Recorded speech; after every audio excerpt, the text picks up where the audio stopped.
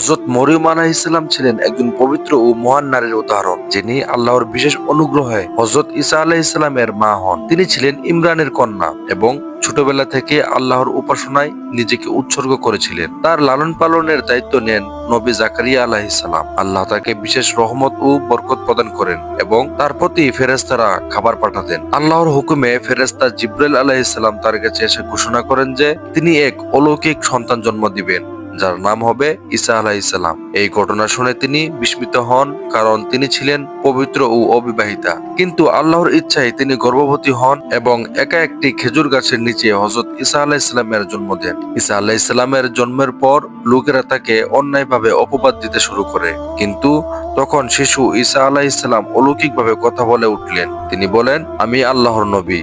এর ফলে মরিয়ম আলাইহিস সালাম এর সতীত্ব ও মর্যাদা প্রমাণিত হয়। হযরত মরিয়ম আলাইহিস সালাম ধৈর্য, ইবাদত ও আত্মসমর্পণের প্রতীক। কোরআনে তাকে নারী জাতির জন্য অনন্য উদাহরণ হিসেবে বর্ণনা করা হয়েছে। আল্লাহ তাকে বিশ্বের সব নারীদের মধ্যে সর্বোত্তম হিসেবে ঘোষণা করেছেন।